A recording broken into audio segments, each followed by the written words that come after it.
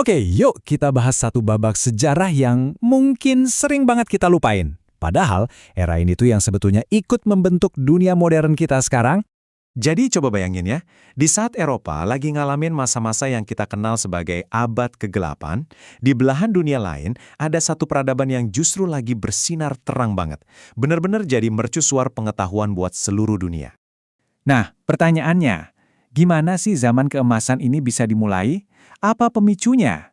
Ternyata, semuanya itu berawal dari ekspansi yang super cepat dan pendirian sebuah ibu kota baru yang luar biasa. Gila ya. Cuma dalam waktu sekitar 1 abad, peradaban Islam itu tumbuh jadi kekaisaran yang super luas. Dan puncaknya, itu waktu Baghdad didirikan. Kota ini langsung jadi pusatnya dunia loh, buat perdagangan, budaya, sampai tukar-menukar ide. Tapi, ternyata bukan cuma kekuatan politik atau kekayaan yang jadi bahan bakarnya. Ada sesuatu yang lebih mendalam. Pendorong utamanya itu adalah perintah agama dan budaya untuk mencari ilmu. Iqra, bacalah. Perintah pertama itu jadi fondasi semuanya. Oke, sekarang kita udah tahu nih pemicunya. Terus gimana rasa haus akan ilmu ini diubah jadi sesuatu yang sistematis, jadi kayak mesin kemajuan. Mari kita lihat. Ini ceritanya keren banget. Semuanya itu dimulai dari teknologi yang kelihatannya sepele, tapi krusial banget. Kertas. Jadi, mereka belajar cara bikin kertas dari tawanan perang Tiongkok. Dari situ, mereka bangun pabrik-pabrik kertas pertama di Baghdad.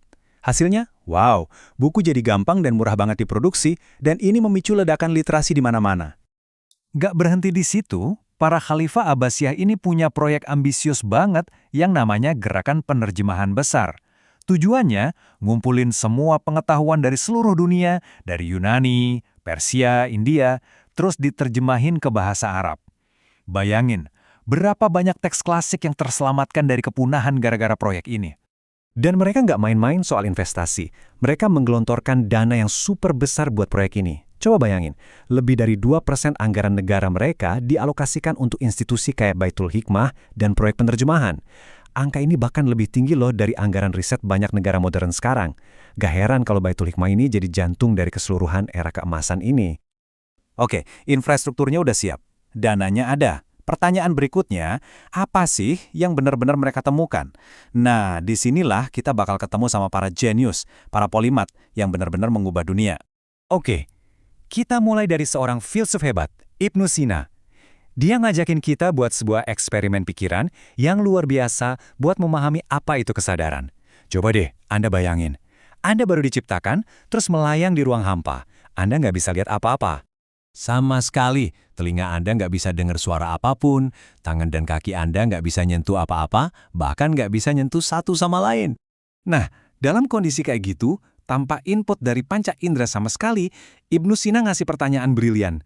Satu hal apa yang Anda masih yakin banget keberadaannya? Jawabannya adalah diri Anda sendiri. Anda tetap sadar kalau Anda itu ada. Ini, menurut Ibnu Sina, jadi bukti kalau jiwa atau kesadaran diri itu eksis secara terpisah dari tubuh dan indera fisik kita. Keren banget kan pemikirannya?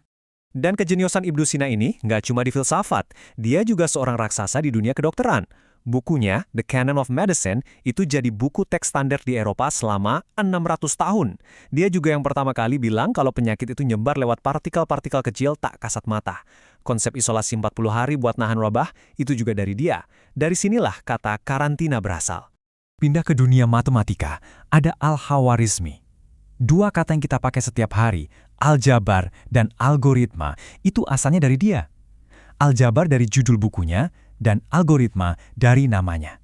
Tapi dia bukan cuma ngasih nama loh, dia itu yang menciptakan cara-cara sistematis buat mecahin masalah, yang jadi fondasi dari semua komputasi modern yang kita pakai sekarang.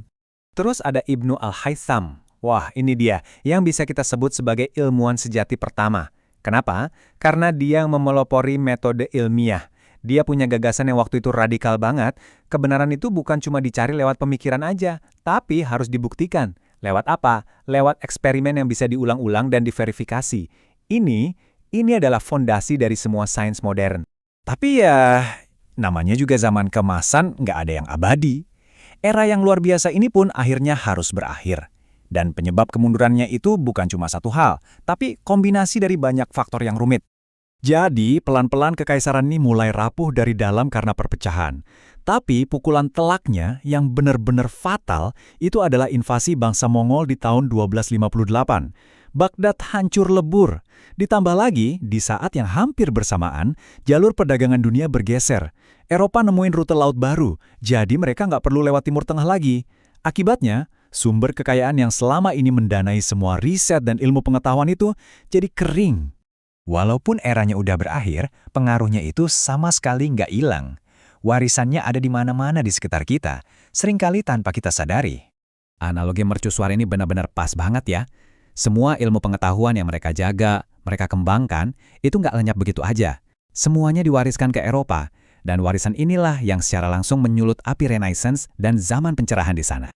Coba deh kita pikirin, kosakata sains dan matematika yang kita pakai sekarang, aljabar, algoritma, kimia, sampai pemahaman kita tentang cara kerja mata dan ilmu kedokteran, semuanya itu dibangun di atas fondasi yang diletakkan oleh para pemikir hebat dari zaman ini.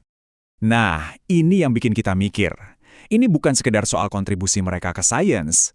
Pertanyaan besarnya adalah, seandainya nggak ada zaman keemasan ini, seandainya nggak ada jembatan pengetahuan antara dunia kuno dan modern yang mereka bangun, kira-kira dunia modern kita bakal ada nggak ya seperti sekarang? Atau mungkin kita bakal tertinggal ratusan tahun di belakang?